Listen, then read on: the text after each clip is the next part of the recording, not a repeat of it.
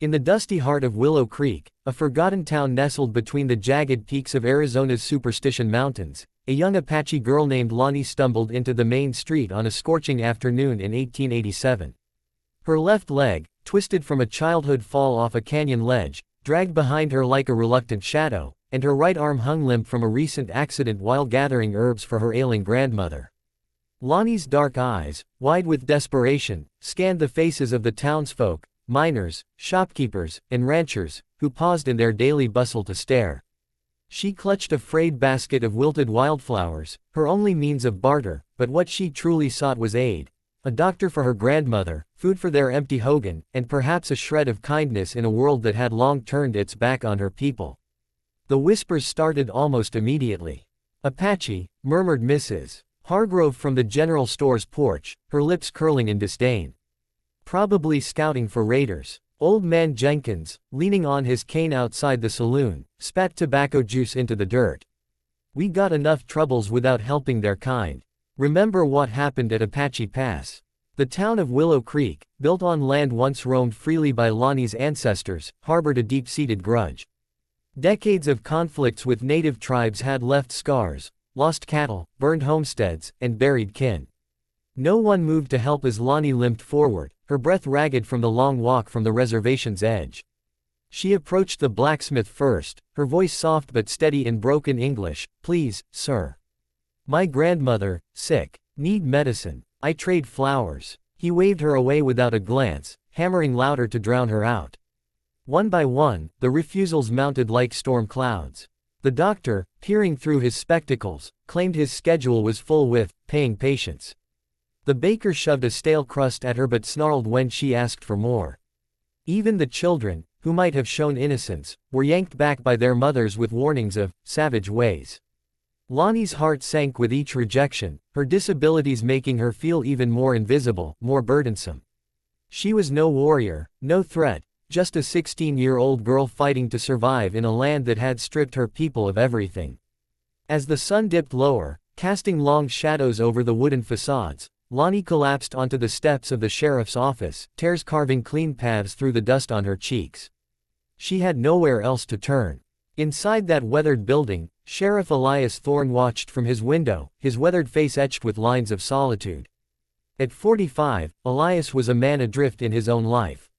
Widowed 5 years earlier when his wife succumbed to fever, he had buried his grief in the badge, enforcing law in a town that respected him but kept him at arm's length. His days were a monotonous patrol of dusty streets, breaking up bar fights and chasing petty thieves, but nights were endless echoes of loneliness in his empty cabin. Elias had come to Willow Creek seeking redemption. Years ago, as a young deputy, he had turned a blind eye to injustices against the Apache during the wars, a regret that gnawed at him like a persistent thorn. Now, seeing Lonnie's frail form outside, something stirred in him, a flicker of the humanity he thought he'd lost. The townsfolk gathered in murmurs outside, expecting Elias to shoo her away like the rest. "Sheriff'll handle it," they said, nodding approvingly. But when Elias stepped out, his boots thudding heavily on the wooden planks, the air grew thick with anticipation. He knelt before Lonnie, his tall frame casting a protective shade. "What's your name, miss?" he asked gently, his voice carrying the gravel of disuse but laced with genuine concern. Lonnie looked up, startled, her eyes meeting his, steel blue and unexpectedly kind. "Lonnie," she whispered. "My grandmother, she needs help. No one will." Elias listened as she poured out her story. The reservation's meager rations, the white man's diseases ravaging her family, and the accident that had left her arm useless, compounding her leg's old injury. The crowd shifted uneasily, some shouting objections. "Sheriff, you can't. She's one of them," called the banker, his voice dripping with self-righteousness. Elias stood, facing them, his hand resting not on his gun but open-palmed in appeal. "This girl's no enemy. She's a child in need. What kind of town are we if we turn away the suffering?" Murmurs turned to protests, accusations flying like arrows. "You'll bring trouble on us all. Traitor to your own." In that moment, an unexpected turn unfolded. Elias, the lonely sheriff who had always played by the town's unwritten rules, felt a profound realization crash over him like a desert flash flood. He saw in Lonnie's eyes the same helplessness that had haunted his wife's final days, the isolation, the plea for mercy in an unforgiving world. It wasn't just about helping one girl, it was about reclaiming his soul from the bitterness that had poisoned Willow Creek. Defying the glares, he helped Lonnie to her feet. "Come inside," he said firmly. "We'll get you what you need." The town erupted. Shop doors slammed shut, and a delegation led by the mayor stormed the office later that evening, demanding Elias rescind his aid or face removal from his post. "You're choosing her over us," the mayor bellowed, red-faced. Elias, sitting at his desk with Lonnie bandaged and sipping weak broth, met their eyes steadily.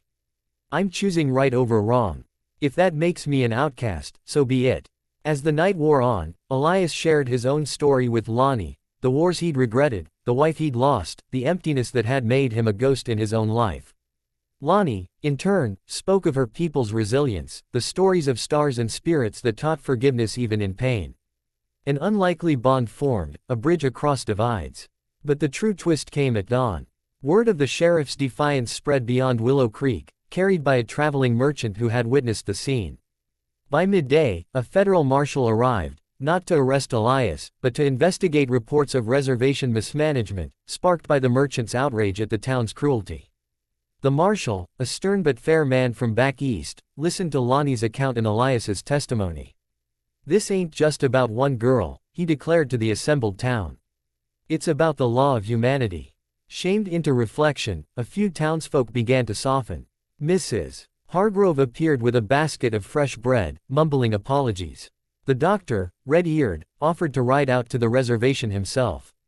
The emotional climax built as Elias, with Lonnie beside him, led a small caravan to her grandmother's hogan. The old woman, frail and feverish, lay on a bed of woven mats, her breath shallow. As the doctor administered medicine and the townsfolk, now a handful who had joined in quiet remorse, unloaded supplies, Lonnie's grandmother opened her eyes.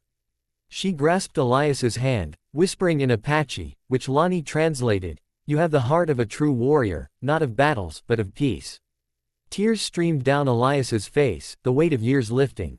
In that act of compassion, not only was a life saved, but a town transformed. Prejudices cracked like dry earth under rain, revealing the fertile ground of shared humanity beneath. In the weeks that followed, Willow Creek changed. Lonnie, her arm healing under proper care, became a bridge between worlds, teaching children Apache lore in exchange for English lessons.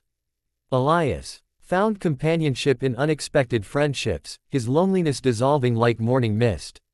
The town erected a small monument, not to wars won, but to kindness extended, a simple stone etched with words, "In aiding the least, we lift us all." And so, in the vast tapestry of the American West, where harsh winds carve canyons and stars witness silent struggles, one lonely sheriff's defiance reminded a nation that true strength lies not in division, but in the selfless reach of a helping hand. It is in these moments of generosity that we rediscover our shared soul, inspiring hope that even the deepest rifts can heal, one compassionate act at a time.